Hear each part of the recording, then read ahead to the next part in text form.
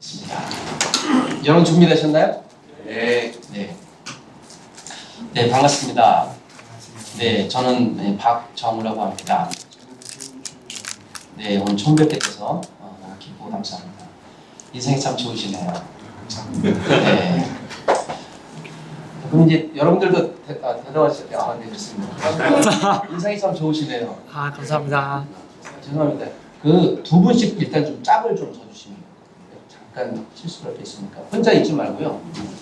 가능하면 동성끼리 해주시면 좋고 아니면 네 괜찮습니다.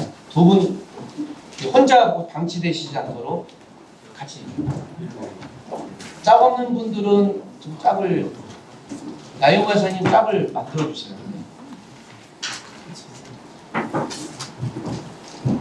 네, 혼자 있으시면 안 돼요. 네. 네. 네, 우리 형제님들 같이. 예, 됐습니다. 교재는 다 있으시죠? 네, 좋습니다.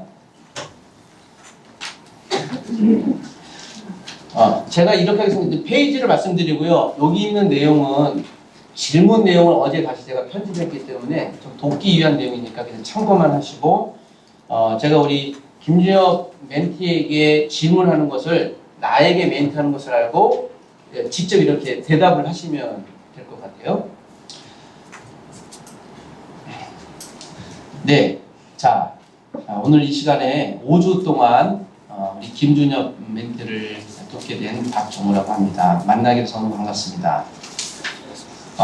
교재를 보시면요, 안녕하세요가 있는데 이 교재 시작을 안녕하세요 9페이지에 보면 안녕하세요가 있습니다. 이 내용은 제가 우리 멘티 김준혁 형제님을 더 잘 돕기 위한 도구인데요. 다음 시간에 이 내용에 대해서 혹시 공개할 수 있는 부분까지 해서 알려주시면 제가 훨씬 잘 도울 수 있을 것 같습니다. 우리 김준혁 형제님의 삶에서 지금 가장 따뜻했고 행복했던 시절은 언제였나요? 아이들하고 같이 놀 때였습니다. 이제 있으면 이제 본인도 생각하시는 거예요. 이것도 그리고 가능하시면 예를 들면 어떤 분은 굉장히 좀 지극히 개인적인 얘기가 있는데 조금 신뢰될 수 있어서 그냥 오픈할 수 있는 정도의 자기 스토리 얘기를 준비해 주셔도 참 좋을 것 같습니다. 자, 다시 해주십시오. 우리 김준혁님이 가장 따뜻하고 행복했던 시간 언제였나요? 아이들하고 가장 행복하게 놀 때가 좋았습니다. 그렇군요. 결혼하셨군요. 네. 네. 저희 경우엔 오래전인데요. 대학원, 신학대학원 입학할 때 참 좋았습니다. 그 당시 이렇게 하고 싶었던 공부를 처음으로 할 수 있어서 얼마나 감사했는지 모르겠습니다. 혹시 우리도 준혁 선생님 삶에서 가장 춥고 어려웠던 시절은 언제였나요? 군대에 있을 때 겨울이었습니다. 군대에 있을 때 기억이 참 좋았어요. 그렇군요.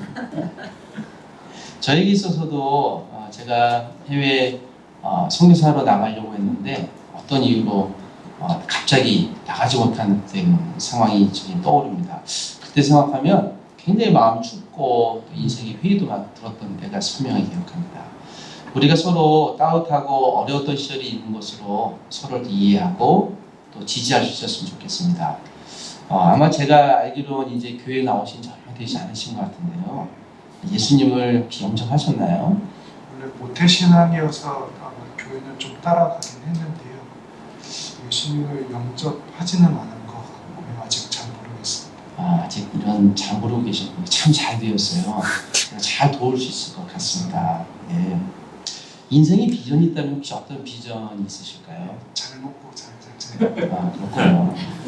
이제 그런 잘 먹고 잘 살자 참 좋은 비전이신데 또 그런 비전을 조금 더 확장시키면 참 좋을 것 같아요.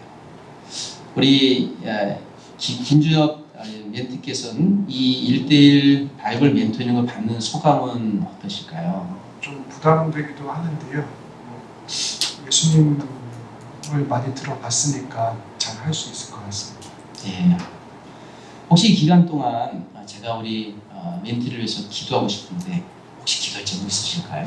기도를 잘 안 해서 기도 제목 따로 없습니다. 그렇군요. 그러면 하면서 이제 우리가 기도 제목 같이 나누도록 하죠.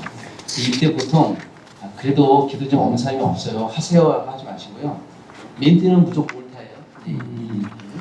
제가 말한 건 무조건 옳다. 있어서 잘 도와주고 그렇군요. 자, 좋습니다. 여기서 이제 제가 이 키 그림을 사용할 텐데 여러분 페이지에 보면은 6페이지, 7페이지가 있습니다. 이거는 제가 따로 드리든지 할 텐데 자, 이거는 한번 여러분들 저를 따라해 보십시오. 이제 이거를 6페이지를 들어서 이제 양 옆에 있는 분에게 이렇게 실제로 보여보십시오. 제가 해보겠습니다. 그대로 따라서 네, 이거를 이렇게 보여주시는 겁니다. 자, 김준혁 형제님, 이 그림은 배의 키 그림입니다. 네. 배의 키는 선장이 갖고 있기 마련이죠. 선장이 배의 키를 움직이는 것에 따라서 배는 좌우로 움직이기 마련입니다. 그러므로 배의 주인을 선장이라고 얘기해도 괜찮겠죠. 이 키 그림은 우리 인생을 의미하기도 합니다. 우리 인생의 주인이 결국 내 키를 갖고 있는 것인데요. 우리 준엽 형제님의 인생의 주인은 누구일까요? 제가 주인입니다. 네. 주인이셔서 이 키를 갖고 계실 텐데, 그럼 지금껏 키를 갖고 인생의 키를 갖고 지금 살아오신 인생을 돌아보면 모든 것이 마음대로 잘 되셨나요? 돌이켜보면 잘 된 거 하나도 없었습니다. 불행하시진 않지만 잘 된 게 없어서 참 아쉽다라는 소리를 들립니다. 저 또한 그런 것 같아요. 무엇인가 뜻대로 잘 계획해보고 됐는데 되지도 않고 그래서 짜증난 것도 있고 물론 잘 된 것도 있는데 오늘 이 시간에 우리가 1대1 바이블 멘토링 예수 그리스도는 누구인가에 대한 5주 시간 동안에는 내 인생의 주인이 나이긴 하지만 내가 뜻대로 살아갈 갔던 삶이 내가 원하는 대로 되지 않는 여러 가지 이유를 한번 살펴볼 것이고 내 인생의 주인된 권리를 나보다 더 내 인생을 잘 아는 예수 그리스도께 맡겼을 때 어떤 결과가 있을지를 배워보도록 하겠습니다. 이 키 그림은 일대에서 지금 굉장히 중요한 신학적인 내용이거든요. 그 인생의 주인이 누구냐고 했는데 이제 우리 교회를 약간 다니신 분은 하나님이라고 보통 대답하는데 이것도 한번 여쭤보겠습니다. 내 인생의 주인은 누구일까요? 나. 네, 그냥 이게 답이 없어서 아시는 분들 내 인생의 주인은 예. 그래서 여기서 이제 조금 더 가미하면요, 내 인생의 주인은 납니다. 그래서 하나님이 나에게 내 인생을 살 수 있도록 자유의지를 주셨기 때문에 그걸 갖고 살고 있는데, 요건 이제 내 자유의지를 갖고 살긴 하는데, 그래서 내 인생의 키를 예수님이 갖고 있지 않고 내가 갖고 있는 게 신학적으로 옳습니다. 여전히 갖고 있고요. 그래서 살아가긴 하는데, 이제 이거에서 나올 텐데요. 죄란 문제 때문에 내 인생을 내 마음대로 살아가는데 여러 가지 문제와 난관이 많죠. 그래서 이제 제가 질문을 해서 내 인생의 주인은 만약에 나라고 할 수도 있고 하나님이라고 할 수도 있는데 그냥 멘티가 얘기하는 것에 대해서 반응해 주시면 되겠고요. 이거를 우리가 5번 만날 때 계속 똑같은 질문을 해요. 그래서 내 인생의 주인이 물론 나지만 내 인생을 내 마음대로 살아갔을 때 여러 가지 되지 않는 일들이 죄의 문제인데, 그래서 내 인생을 나보다 더 잘 아는 예수님께 이걸 이제 위탁이라고 합니다. 또는 위임이라고 하는데요. 위임했을 때 예수님이 나의 인생을 어떻게 살아가 주실지를 이 시간 배워보겠습니다. 이 내용입니다. 자, 제가 지금 했던 내용들은 제가 좀 정리를 다시 한번 드릴 텐데요. 의미만 좀 잘 받아주시면 좋을 것 같습니다. 자, 이걸 이제 내려놓고요. 다시 이제 안녕하세요 말고 페이지로 여기 지금 보니까 2번이 반복이 되어졌습니다. 17페이지.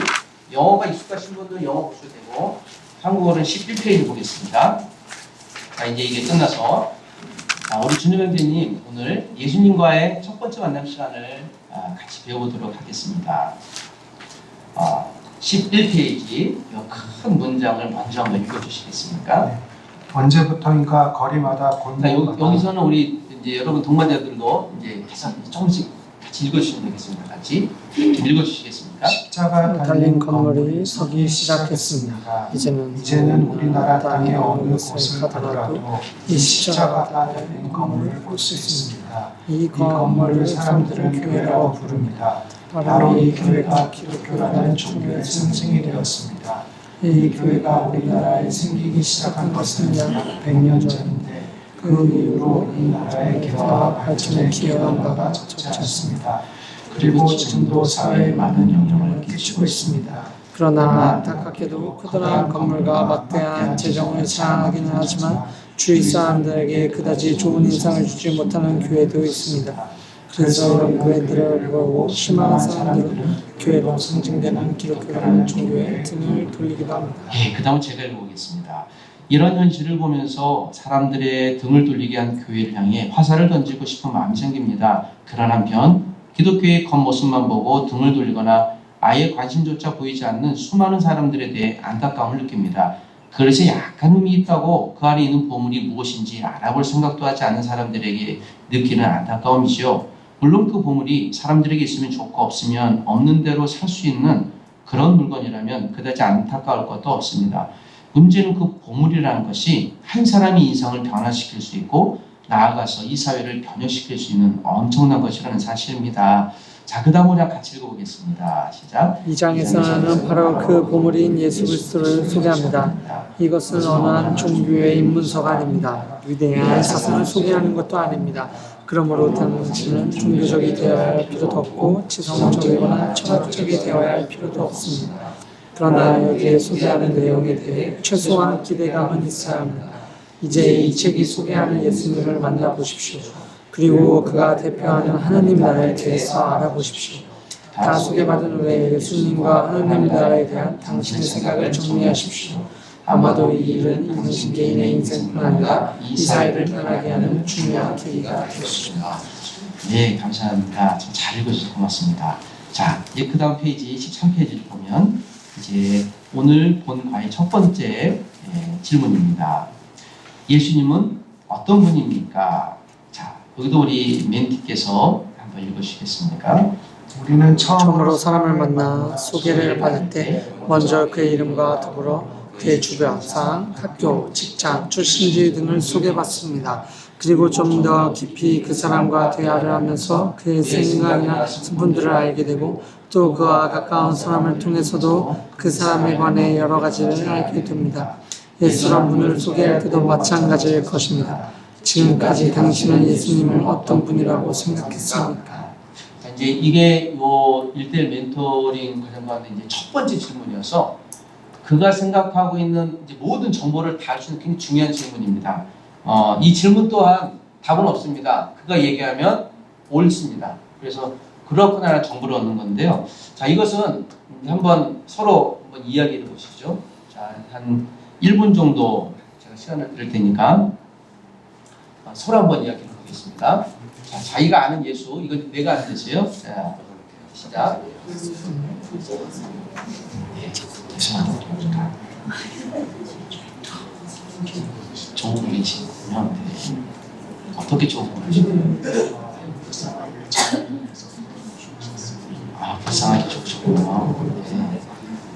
불쌍하게 죽으신 것이 무엇인가요? 아프게 죽으셨어요. 아프게 죽으셨군요.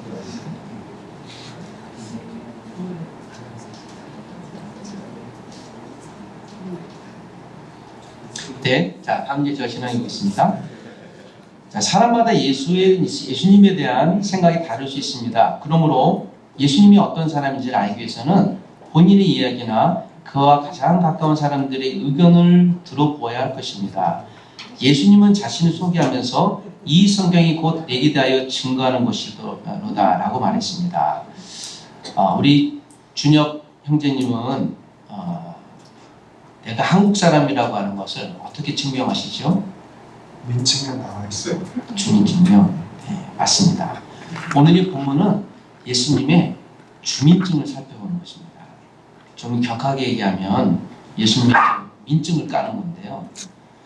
주민증의 중요한 것은 주민증이 그가 한국 사람인 것을 증명하기 때문입니다. 자, 오늘 예수님의 주민등록증을 한번 같이 살펴보십시다. 그 이제 요거 예수님의 주민등록증이라는 거 요 지침서에 나와 있어요.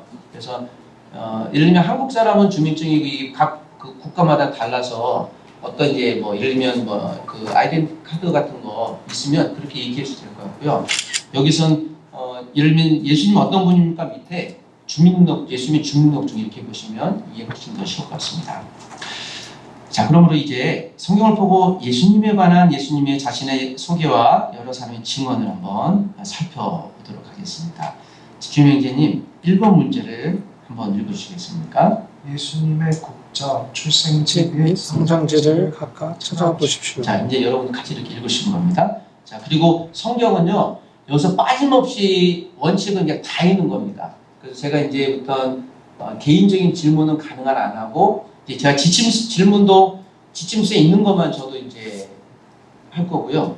계속 성경에 있는 것만 이제 계속 이야기할 수 있도록 그렇게 하도록 하겠습니다. 중간에 나오는 몇 가지 질문이 있는데요. 그때 제가 말씀드리는데 이것은 이제 전체 내용을 정리할 때 문장을 좀 기록해 주시면 좋을 것 같습니다.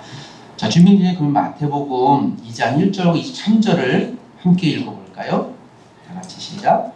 헤로드 왕때 예수께서 유대 베들레헴에서 나시니 동방으로부터 박사들이 예루살렘에 이르러 말하되 나사렛이라는 동네에 가서 사니 이는 선지자로 하신 말씀에 나사렛이라 칭하리라 하심을 이루려 함이로라. 여기서 보면 예수님의 국적, 출생지, 성장지 각각 어디일까요? 국적은 유대. 또 출생지는 어디일까요? 베들레헴. 네, 베들레헴에서 나셨군요. 그러면 예수님이 성장한 곳은 나사렛. 나사렛이란 동네, 아마 나사렛이라고 볼 수 있습니다. 네, 우리 주민님 거기 한번 써보셨나요? 네, 그렇군요. 감사합니다. 두 번째 질문을 같이 읽어보겠습니다. 시작. 예수님의 어린 시절은 어떠했습니까? 누가복음 2장 52절을 제가 한번 읽어보겠습니다. 예수는 지혜와 키가 자라가며 하나님과 사람에게 더욱 사랑스러워 가시더라. 여기에서 예수님의 어린 시절은 어떠했을까요? 키가 자라가며 하나님과 사랑스러워. 자, 이제 이거는 예수님의 어린 시절을 나타내는 성경에서 유일한 구절입니다. 그래서 이제 예수님의 그 어린 시절 나타내는 유일한 구절인데 여기서 알 수 있는 정보는 무엇일까요? 예수님은 지혜도 자라가고 키가 자라가는 것으로 봐서 예수님 참 성장하셨구나라는 것을 우리가 알 수 있을 것 같습니다. 예수님은 그러므로 어렸을 때부터 청소년도 거치고 청년기도 거치고 그랬을 것 같아요. 저는 굉장히 장난을 좋아했는데 아마 예수님도 이런 동네에서 장난도 치시고 뭐 그렇게 왔었던 것 같아요. 세 번째 질문을 같이 읽어보겠습니다. 시작. 다음 성경에서 예수님이 어떻게 묘사되는지 살펴보십시오. 자, 여기는 한 절씩 같이 번갈아가면서 읽겠습니다. 우리 준혁 멘티께서 마태복음 4장 2절을 먼저 읽어주세요. 40일을 밤낮으로 금식하신 후에 죽이신지라. 요한복음 4장 6절. 거기 또 야곱의 우물이 있더라. 예수께서 길 가시다가 피곤하여 우물 곁에 그대로 앉으시니 때가 6시쯤 되었더라. 마가복음. 예수께서는 고물에서 베개를 메고 주무시더니 제자들이 깨우며 이르되 선생님이여 우리가 죽게 된 것을 돌보지 아니하시나이까 하니. 요한복음 11장 35절을 예수께서 눈물을 흘리시더라. 자, 지금 예수님의 모습을 각각 예수님의 옆에서 지켜본 제자들이 기록한 성경을 읽어봤습니다. 이러한 예수님의 모습에서 무엇을 느낄 수 있을까요? 인간적인. 예수님에서 무엇을 느낄 수 있을까요? 사람들 인간적인. 인간적인. 여기 이제 성경에 보면 좀 동그라미 치시면 좋을 것 같고요. 예를 들면 마태복음 4장 2절 줄이신 자라 여기 이제 키거든요. 줄이신 자라. 요한복음 4장 6절에는 피곤하여. 마가복음 4장에는 주무시더니 요한복음 7장에는 눈물을 흘리시더라. 이제 요거를 좀 강조해서 다시 한번 확인해 주시면 되시겠어요. 준명기님, 예수님도 금식했을 땐 배고프셨고 또 피곤도 하시고 또 주무시기도 하고 눈물도 흘리신 것으로 보아서 우리 인간과 아마 똑같은 느낌 또 그런 감정을 가지신 분인 것 같아요. 자, 히브리서 4장 이제 15절을 함께 읽겠습니다. 같이 읽어볼까요? 시작. 우리의 제사는 우리의 연약함을 동정하지 못하시리가 아니요 모든 일에 우리와 똑같이 시험을 받으시니로되 죄는 없으시니라. 네, 주님님, 예수님은 이 말씀에 의하면 어떤 면에서 우리 인간과 같을까요? 시험을 받으신 게 네, 시험을 받으시는 게 똑같다. 예수님은 어떤 시험을 받으셨을까요? 여러 가지 시험을 받으실 것 같습니다. 네, 여러 가지 시험. 최소한 이 말씀에 의하면 예수님은 시험을 받았다. 또 우리도 당하는 어려움들을 아마 당하셨던 것 같아요.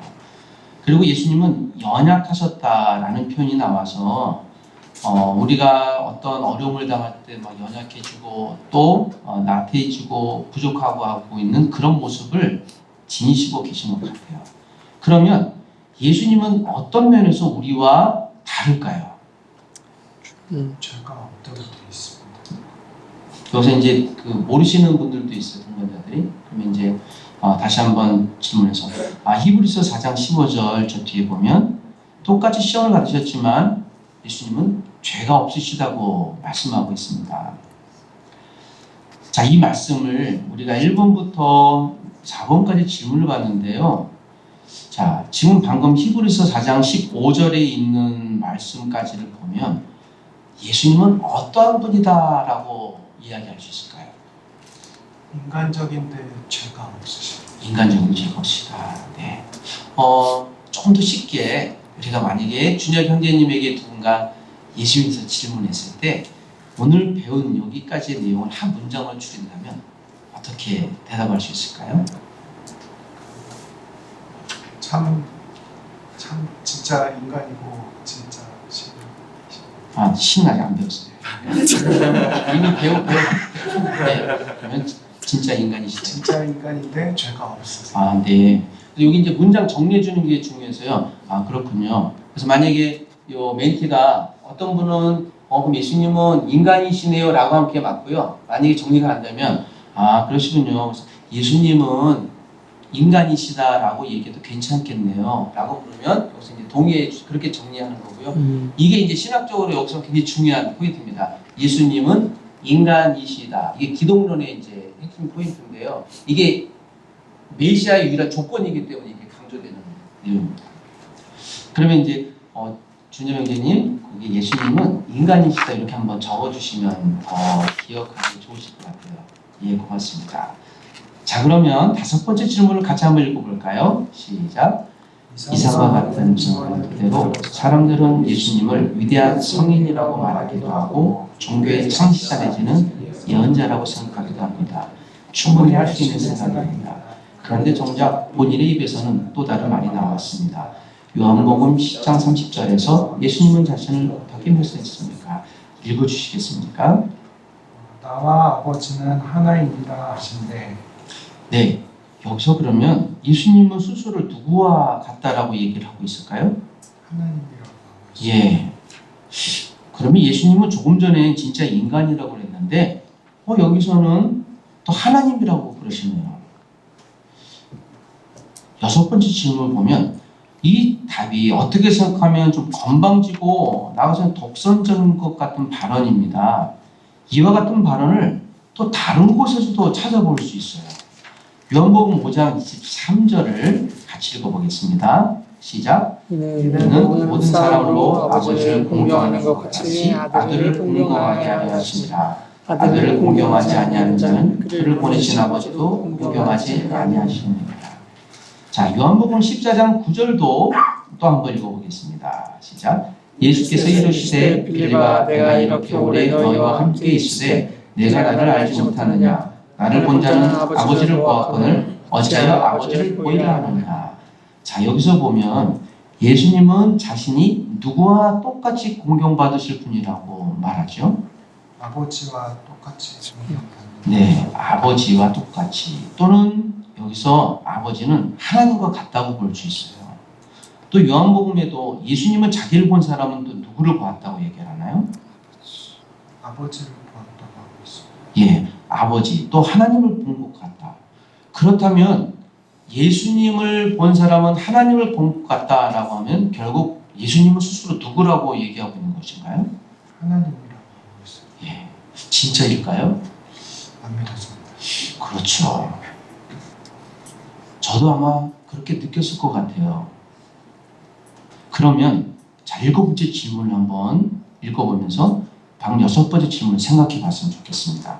같이 한번 읽어보겠습니다. 시작. 본인의 말도 중요하지만 그의 곁에 있던 사람의 증언 또한 본인의 말 못지않게 가치가 있습니다. 곁에서 예수님을 본 사람들은 그를 누구라고 생각했습니까? 자, 마태복음 14장 33절을 우리 준현 멘티께서 읽어주세요.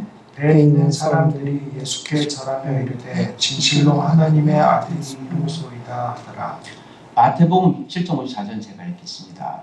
백부장과 및 함께 예수를 지키던 자들이 지진과 그 일어난 일들을 보고 심히 두려워하여 이르되 이는 진실로 하나님의 아들이었도다 하더라.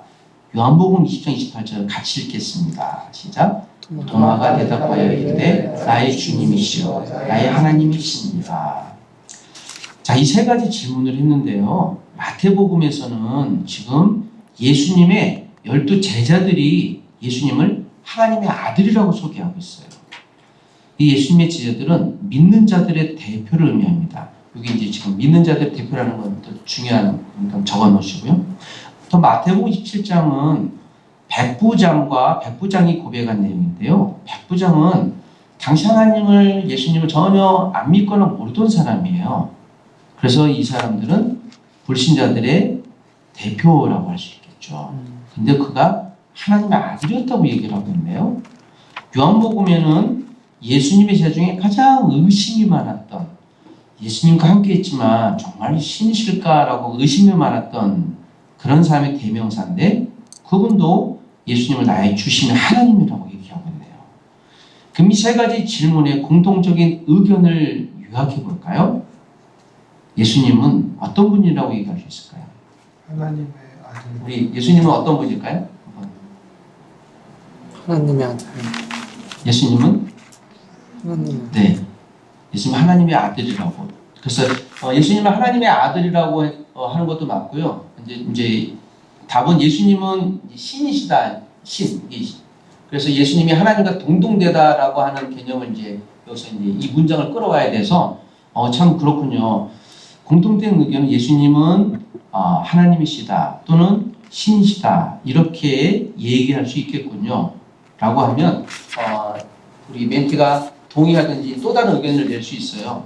그러면 일단 뭐 그렇게 동의는 해주고, 자 여기 이제 지금 7번까지 질문 가운데 아까는 1번부터 4번까지는 예수님은 인간이시다를 얘기했고요. 5번부터 7번까지는 예수님은 누구를 하나님이시다, 즉 신이시다를 얘기하고 있어요. 그래서 이제 지금까지 이게 예수님만 메시아 될 수 있는 조건이어서 지금 이제 영지주의를 이제 깰 수 있는 이게 신학적인 배경이 되는데 제가 이제 다시 한번 이제 대화를 해보겠습니다. 네, 정리를 참 잘해주셔서 감사합니다. 자, 오늘 지금까지 배운 내용을 참 보면서 8번째 질문을 한 번 더 읽어보겠습니다. 같이 한번 적어 읽어볼까요? 시작. 이번은 예수님의 제자들에게 사람들이 나를 누구라고 생각하느냐고 물어보았습니다. 제자들이 들은 대로 열과 몇 가지 의견을 들은 후에 예수님은 제자들에게 질문했습니다. 너희는 나를 누구라고 생각하느냐? 이 질문을 지금 멘토에게 한다면 어떻게 대답하시겠습니까? 인간인 것 같기도 하고 신인 것 같기도 하고 잘 모르겠습니다. 네.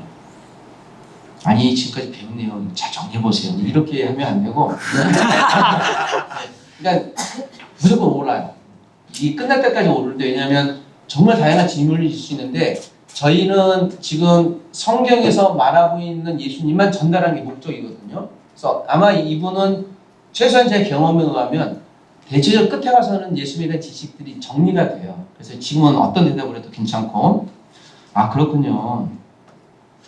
그런데 우리는 각각 다양한 예수님에 대한 지식과 또 답을 얘기할 수 있는데요. 최소한 우리가 오늘 배운 내용을 한번 정리해 보면 1번부터 4번까지는 아까 어떻게 정리했죠? 예수님은 인간이라고. 예, 거의 인간이시다. 이렇게 얘기해도 되겠죠.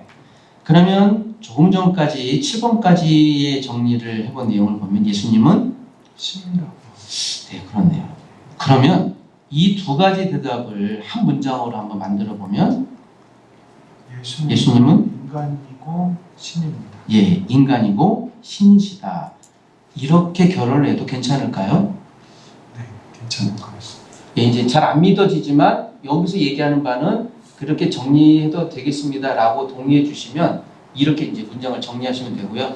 그래도 안 믿어져야 하면은 네, 감사합니다 하고 일단 마치시면 돼요. 그리고 다음 시간 만나는 게 중요하기 때문에 아, 그렇군요. 그러면 예수님은 참 인간이시고 예수님이 인간이시고 신이신데 여기서 조금 더 강조하기 위해서 예수님은 참 인간이시고 참 신이시다라고 얘기해도 괜찮겠네요.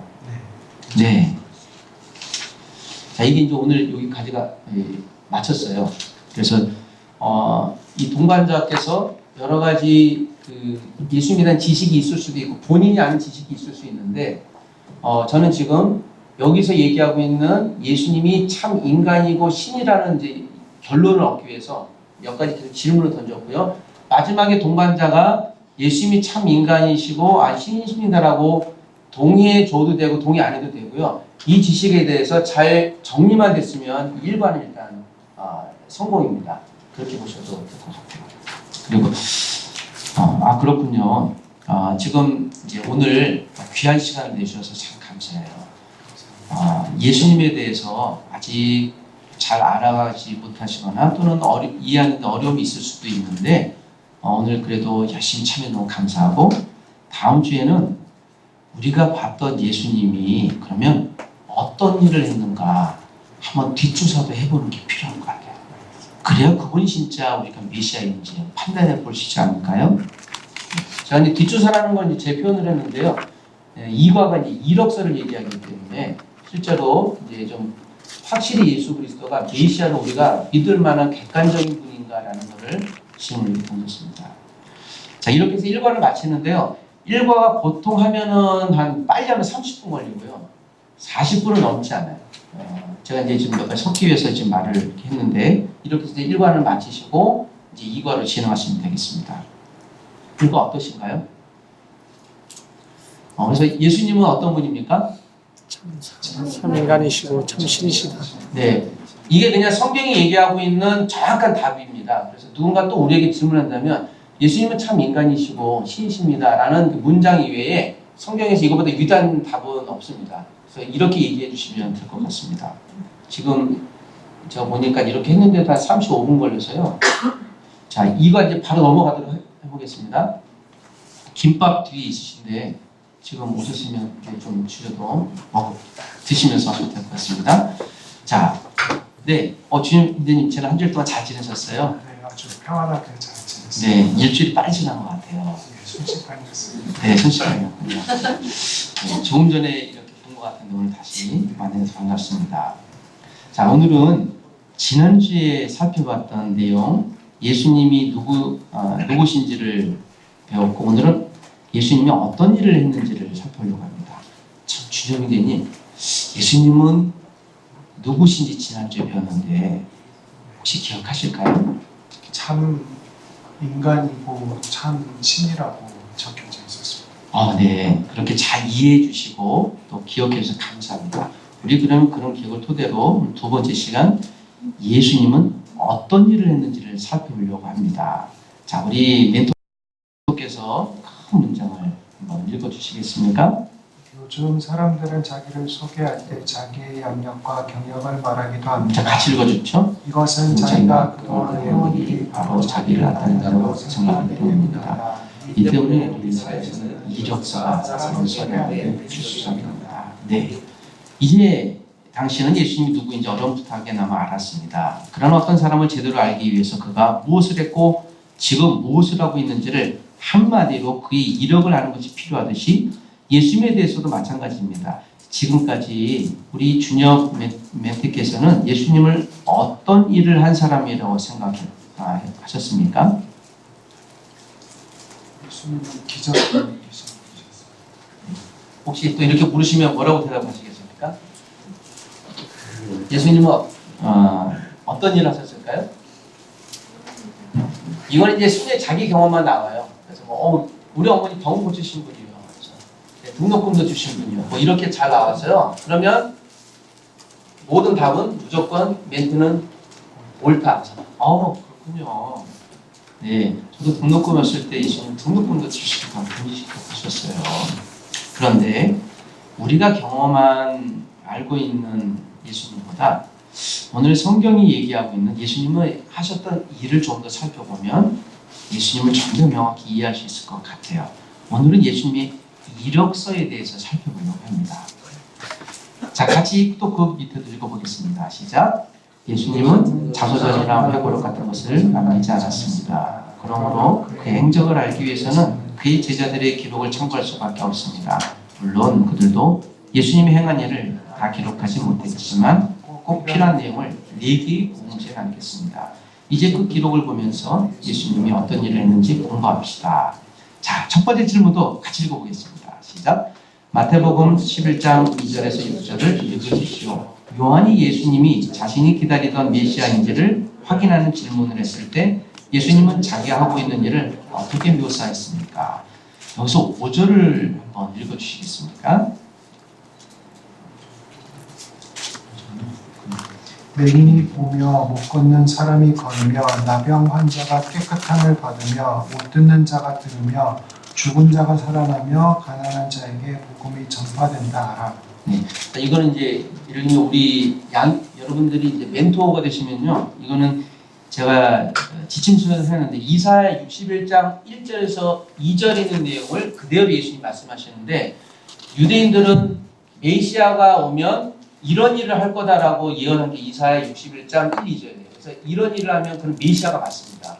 그런데 이것을 마태복음 11장 5절에 예수님이 그대로 하고 있는 것을 봐서 예수님은 메시아가 맞다, 이사야가 얘기한 메시아가 맞다라는 걸 지금 신학적으로 지금 계속 이제 증명하려고 하는 거죠. 그래서 멘티들은 이 정보를 모르고 있기 때문에 우리들은 이렇게 합니다. 그러시군요. 그런데 이사야 61장 1절 2절에 유대인들은 메시아가 오면 어떤 일이 일어날지를 얘기하고 있는데 오늘 이것이 5절과 똑같은 내용이기도 합니다. 그래서 오늘 예수님은 구약이 얘기하고 있는 메시아가 하고 있고 또 해야 될 일을 했다라고 볼 수도 있는 것이죠. 그런데 이 질문을 세례 요한이 예수님께 대해서 질문했어요. 당신 정말 메시아입니까? 라고요. 세례 요한은 예수님의 사촌이기도 하고 또 예수님에 대해서 굉장히 궁금했던 사람인데 이런 것으로 봐서 우리도 이런 질문 또 의문점을 갖는 것도 참 당연한 일이 아닌가 싶습니다. 자, 우리 좀 이런 의문을 갖고 두 번째 질문을 살펴볼까요? 자, 같이 한번 질문을 읽어보겠습니다. 시작. 예수님의 제자였던 마태는 예수님의 사역을 어떻게 묘사했습니까? 자, 마태복음 3절을 읽어주십시오. 예수께서 온 갈릴리에 두루 다니사 그들의 회당에서 가르치시며 천국 복음을 전파하시며 백성 중에 모든 병과 모든 약한 것을 고치시니.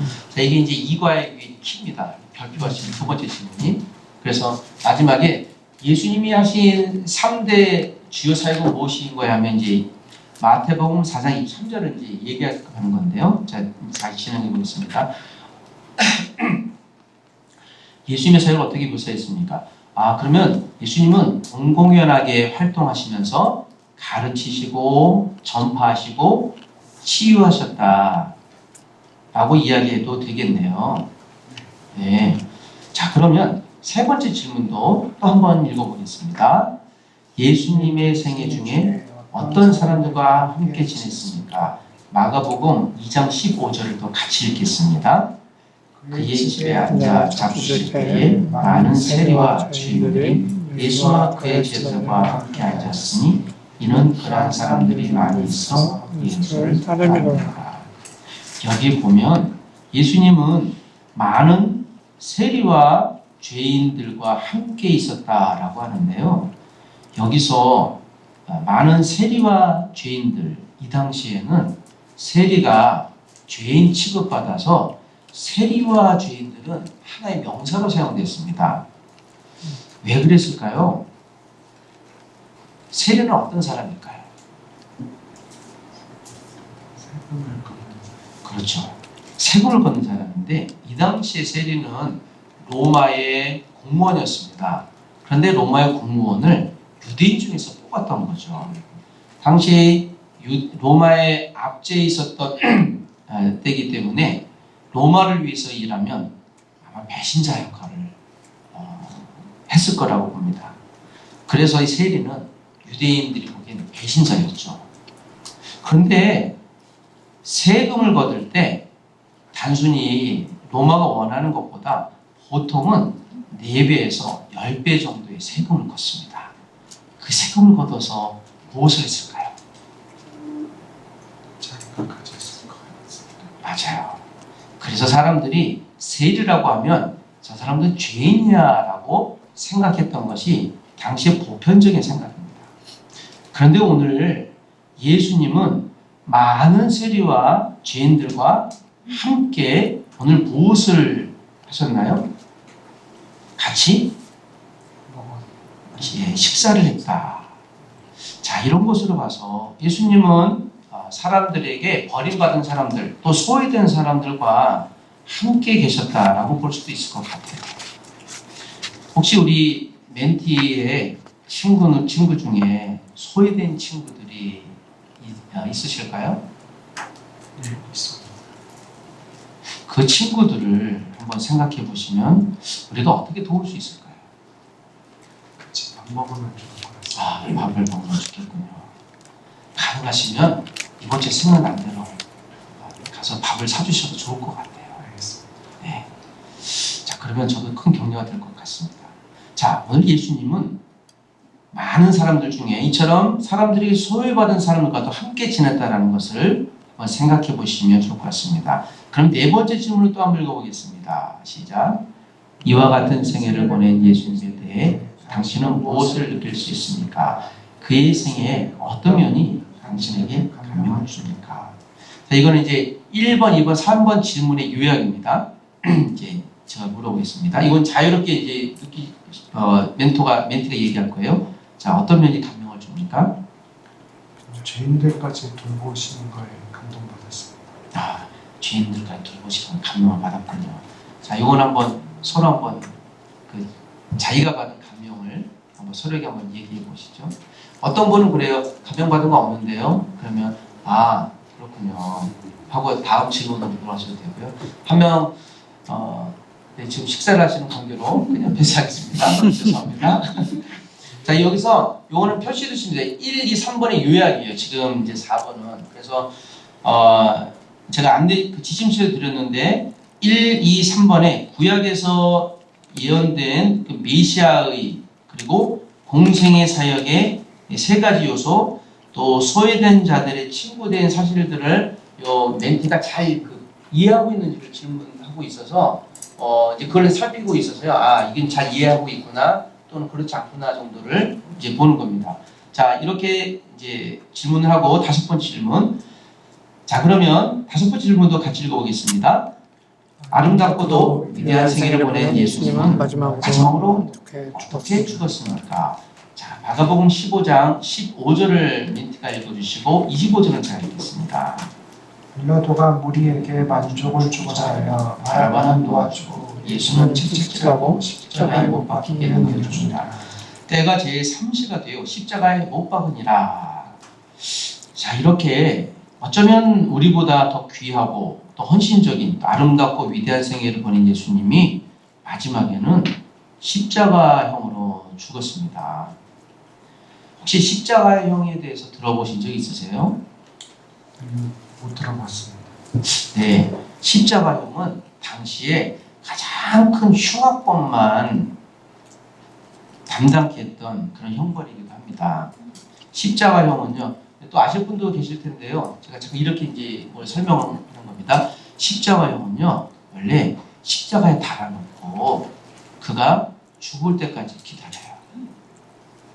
그리고 보통 십자가에서 끌어내리지 않고 그가 죽기까지 기다리면 새들이 와서 시체를 쪼아먹습니다. 그럼 마지막에 무엇만 남겠습니까? 그렇죠.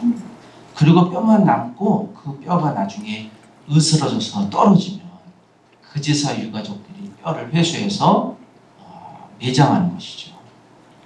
예수님은 벌거벗고 또 최고의 고통을 당하고 돌아가신 것이죠. 예수님이 그와 같이 가장 최악의 범죄자가 당할 만한 그러한 십자가를 지셨다라는 것은 좀 아이러니할 만한 것 같아요. 왜 그렇게 죽으셨다고 생각하십니까? 예. 그 대답이 잘 안 나오는데 성숙한 보통은 이렇게 하면 예, 죄에 대해서 뭐 질문하기도 하고 또는 뭐 그냥 잘 모르겠는데요. 이런 대답도 이제 많이 나올 수 있거든요. 그래서 이제 히브리서 9장 22절을 제가 여러분 좀 써주시고요. 이렇게 하십니다. 아, 그렇군요. 그런데 성경에 보면 히브리서 9장 22절에 피 흘림이 없이는 사함이 없는 이라는 말씀이 있어요. 그래서 우리가 멘티와 조금 더 배우면 또 이해하실 수도 있겠지만 피 흘림은 누군가를 위해 대신해서 죽는 그런 귀한 행위입니다. 예수님의 십자가는 그러므로 누군가를 위한 그런 피 흘리는 대신해서 죽는 역할을 하신 것이죠. 6번째 질문을 또 한번 읽어보겠습니다. 시작. 예수님의 죽음은 그 당시 여느 정치범의 죽음과 별로 다를 것이 없었습니다. 그러나 예수님은 뿐만 아니라 그의 제자들도 그의 죽음에 커다란 의미가 있다고 말했습니다. 그 의미를 요약해 보십시오. 자, 히브리 마가복음 10장 45절을 우리 멘티가 읽어주실까요? 인자가 온 것은 섬김을 받으려 함이 아니라 도리어 섬기려 하고 자기 목숨을 많은 사람의 대손으로 주려 함이라. 로마서 5장 8절은 제가 읽겠습니다. 우리가 아직 죄인 되었을 때에 그리스도께서 우리를 위하여 죽으심으로 하나님께서 우리에 대한 자기 사랑을 확증하셨느니라. 여기 마가복음에는요, 요약해 보면 대속적 죽음이라고 얘기할 수 있고 로마서는 하나님의 사랑을 확증이라고 얘기할 수 있을 것 같습니다. 여기서 대속적이라는 것은 무슨 뜻일까요? 대신해서 죽. 네, 대속적이라는 게 혹시 무슨 뜻인지는 이해하시나요? 예, 뭐를 그렇죠. 이제 예를 들면 이제 사회자고지 유학생들은 우리 아세요? 그 대속이라는 건 대신 졌다라는 건데 이게 이제 테텔레스타이라는 헬라어를 쓰기도 하는데요. 제가 이렇게 그래서 이제 설명할 겁니다. 아, 대속적이라는 것은요.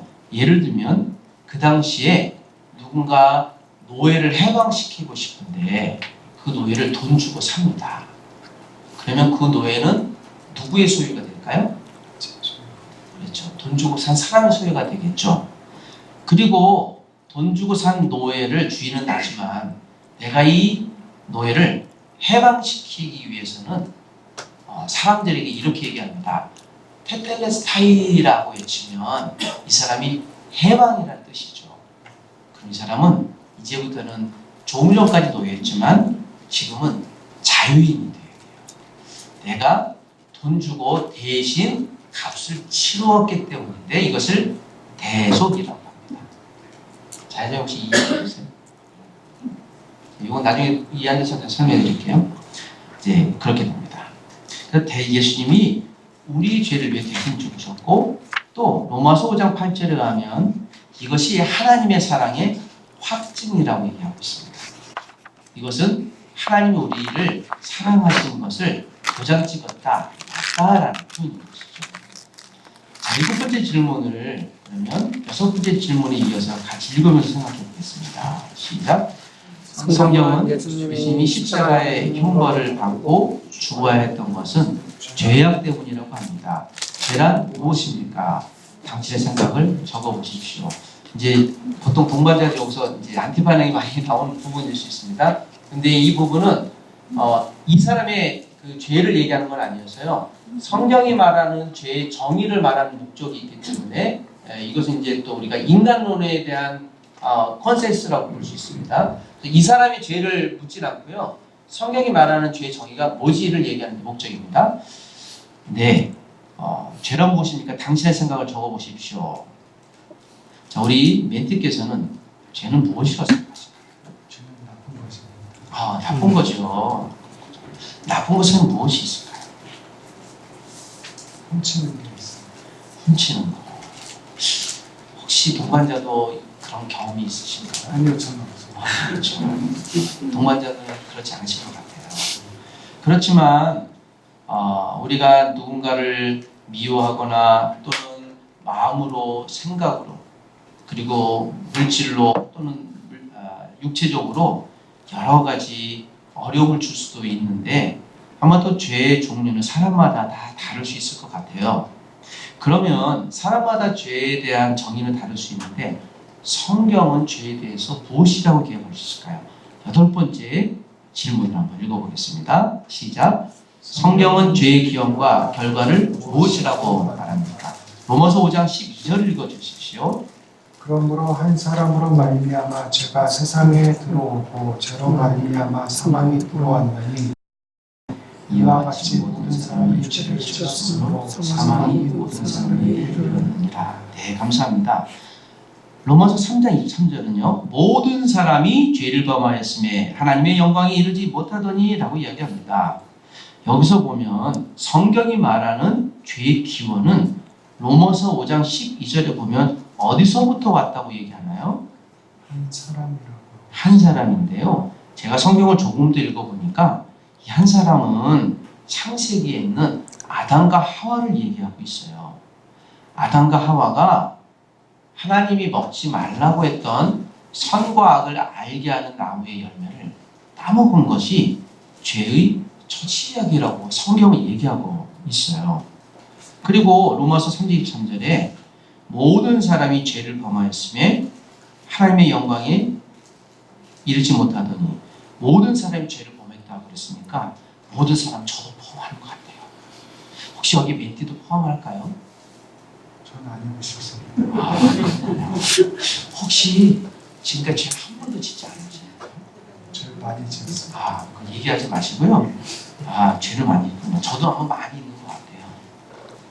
아마 누가 더 많이 죄를 지었는지를 보면 우리가 따로 시간을 나야 되도록 저는 다 죄인이에요. 그래서 저도 죄인인데 우리 멘티도 죄인이라고 성경이 말하는 죄의 정의에 가면 다 포함이 된다고 얘기해도 괜찮을까요? 네, 맞습니다. 그렇군요. 그런데 한 사람으로 말미암아 즉 아담이 하나님이 하지 말라고 했던 것을 함으로 인해 죄가 들어와서 죄라는 것은 성경이 말하는 죄의 정의는 하나님이 하지 말라고 한 것을 하는 것을 죄의 정의라고 얘기하고 있는 것 같습니다. 제가 이제 성경이 말하는 죄의 정의를 얘기했습니다. 이 사람이 어떤 죄를 저지른 정죄하지 않고요. 우리는 같은 죄인인데 성경이 말하는 죄의 정의는 창세기 3장에 이분은 아직 안 봤습니다. 성경을. 그래서 창세기 3장에 하면 아담이 선과 악을 그 선악과라고 얘기하지 마시고요. 선과 악을 알게 하는 나무의 열매를 따먹은 것. 하나님이 하지 말라고 하는 선과 악을 알게 하는 나무 열매를 따먹은 것. 즉 하나님이 하지 말라고 한 것을 한 것. 이것이 죄의 정의라고 얘기할 수 있을 것 같습니다. 자, 죄의 기원에 대해서 더 알고 싶으면 창세기 3장을 읽으시고요. 나중에 저와 함께 또 대화해도 좋을 것 같습니다. 자, 그러면 지금 배운 말씀을 기준으로 해서 9번째 질문을 또 한번 읽으면서 생각해 보겠습니다. 시작. 예수님이 십자가에서 피 흘려 죽으심으로 사람들의 죄 문제를 해결했습니다. 이 죄에 당신의 죄도 포함된다고 생각하십니까? 우리 멘티는 이 죄에 멘티의 죄도 혹시 포함된다고 생각하세요? 제가 죄를 많이 지어서 포함되는지 모르겠습니다. 그런데 성경이 말하고 있는 죄는 하나님의 말씀에 불순종한 모든 것이라고 얘기할 수 있고, 그리고 우리가 할 수 있는, 우리가 지을 수 있는 생각으로, 마음으로, 행동을 하는 모든 죄를 이야기하고 있는 것으로 봐서 아마도 저도 포함이 되고 우리 멘티의 모든 죄도 포함될 수 있을 것 같아요. 제가 이제 포함될 수도 있겠다라고 얘기한 건, 포함되어라고 하면 이분이 격하게 다른 반응 보일 수도 있기 때문에 여기서 말하고 있는 주요 이슈는 성경이 말하고 있는 죄에 대해서 인식하게끔 하는 목적이어서요. 이렇게 말씀했고, 그 멘티가 나는 죄인이여라고 확실히 인정하면 당신이 지은 죄도 포함됩니다라고 확언해 주셔도 될 것 같습니다. 자, 그러면 이외에 십자가의 피로 이 세상에 어떤 혜택이 베풀어졌을까요? 에베소서 2장 13, 14절을 읽어주시겠습니까? 자, 다 같이 한번 읽어보겠습니다. 시작. 전에 관련이 또한 너희가 그리스도의 안에서 그리스도의 피로 가까워졌느니라. 그는 우리의 화평이신지라. 둘로와 하나를 만드사 원수되는 곧 중간에 막힌 남을 자기 육체로 오시고. 골로새서 1장 20절은 제가 읽어보겠습니다. 그의 십자가의 피로 화평을 이루사 만물 곧 땅에 있는 것들이나 하늘에 있는 것들이 그로 말미암아 자기와 화목하게 되기를 기뻐하심이라. 자, 이 말씀에 의하면, 에베소서라는 성경에 의하면 어떤 혜택이 벌어졌을까요? 가까워졌습니다. 그렇죠. 가까워져. 누가 가까워졌나요? 저와 예수님, 하나님과 가까워졌습니다. 그렇죠. 우리가 하나님과 가까워지고. 그런데 여기서 보면 그는 우리의 화평이신지라, 그래서 우리라고 해서 만약에 우리 주년 멘트와 저와 관계가 안 좋았다면 우리 사이에 예수님이 화평을 오셔서 이 관계에 막힌 우리 부담스러운 이것을 막힌 담이라고 표현하는데 그것을 허물어 버리셨죠. 그래서 우리가 친하게 된 것입니다. 혹시 주년 멘티는 이렇게 관계가 어려운 분들이 혹 있으실까요? 네, 있습니다. 네. 그분과 어떻게 화해를 하실까요? 다가가야 될 것 같습니다. 네. 또는 이제 화해하기 싫다, 또는 뭐 죽어도 밉다, 그런 분이 있을 수도 있어서, 그럼 또 그렇군요. 아니, 그 화해하셔야 돼요. 그렇게 안 하셔도 되고, 그렇군요. 그런데 예수님은 그분과 설마 우리가 용서하지 못할 만한 사람까지도 예수님의 은혜로 우리를 화평케 하실 수 있다라는 말씀을 하고 계세요. 그리고 골로새서에 보면 자연과 인간이 화평이 될 수 있는 것이죠. 즉, 우리가 지금 자연이, 우리가 보기에 비해서 환경이 어떤가요? 좀 심각하게 안 좋습니다. 그렇죠. 공기도 안 좋고, 또는 자연 파괴도 많이 일어나는데, 우리가 예수님을 온전히 잘 믿게 되면 우리가 온 세상을 하나님이 만드신 것으로, 귀한 것으로 여겨서 우리가 자연 또한 하나님의 창조물로 알고 사랑하게 되어져서 회복이 된다는 그런 말씀이라고 해석해도 될 것 같아요. 그래서 예수님의 십자가는 나의 죄를 구원하셨을 뿐만 아니라 우리의 관계도 친하게 되고 또 자연도 회복하는 놀라운 힘이 있는 것이죠. 자, 그러면 10번째 질문, 오늘 마지막 질문인데 또 같이 읽어보겠습니다. 시작. 예수님의 죽음은 개인의 죄뿐 아니라 현재 사회가 안고 있는 모든 문제도 해결할 가능성을 보여줍니다. 십자가 해결하시는 문제들을 구체적으로 생각해 보십시오. 자, 이번에 한번 이제 마지막이니까요. 한번 서로 한 2, 3분 동안 한번 시간을 줄 테니까 한 번 더 대화를 해보시죠. 무엇이 있을까요? 그리고 거기에 있는 걸 가능하면 본인 생각으로 이렇게 한번 적어서 나중에 멘티하고 얘기해도 좋겠습니다. 자, 지금 멘티하고 서로 이제 친할 수 있는 기회를 한 2분만 드리겠습니다. 어떤 문제인지 한번 이야기를 해보십시오. 시작. 여기 가세요. 어떤 문제가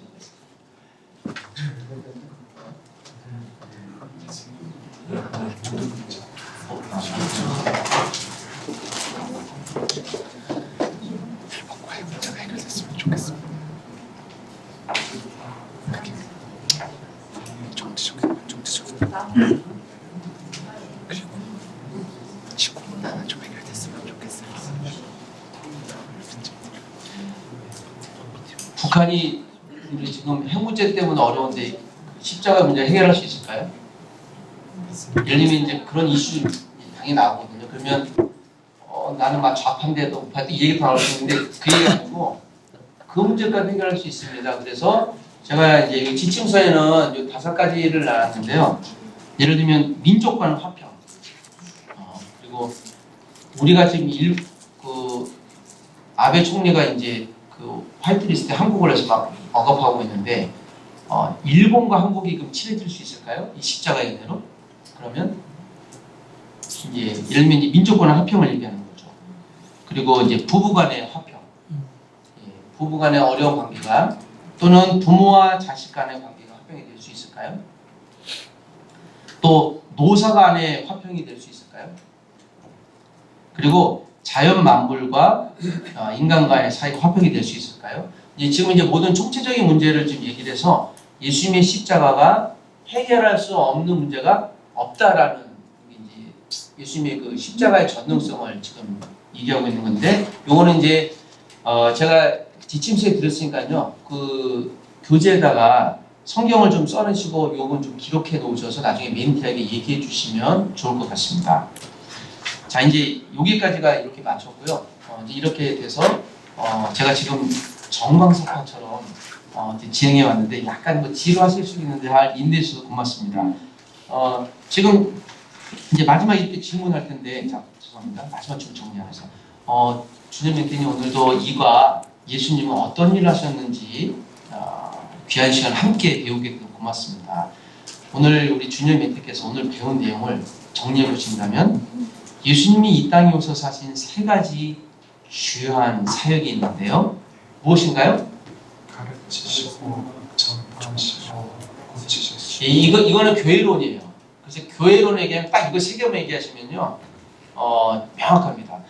가르치시고 하나님의 말씀을 그래서 가르치시고 천복음을 전파하시고 모든 병과 약한 것을 고치셨다. 이 3가지를 얘기해 주시면 동반적이 좋을 것 같고, 그리고 우리 죄를 사기 위하여 십자가에서 못 박혀 죽으셔서 하나님의 사랑을 확증하셨습니다.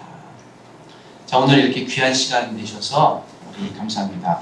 오늘 주님 멘티와 함께 성경을 나누면서 저도 굉장히 크게 많은 것을 또 새롭게 배운 것 같아요.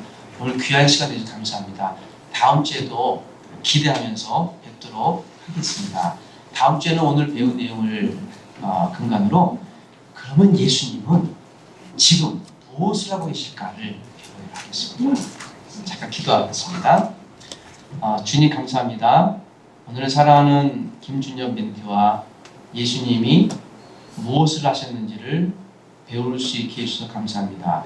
성령님이 오늘 우리를 가르치셨으니 배운 것을 잘 기억하고 다음 주의 기쁨으로 우리가 서로 만날 수 있도록 도와주옵소서. 예수님의 이름으로 기도합니다.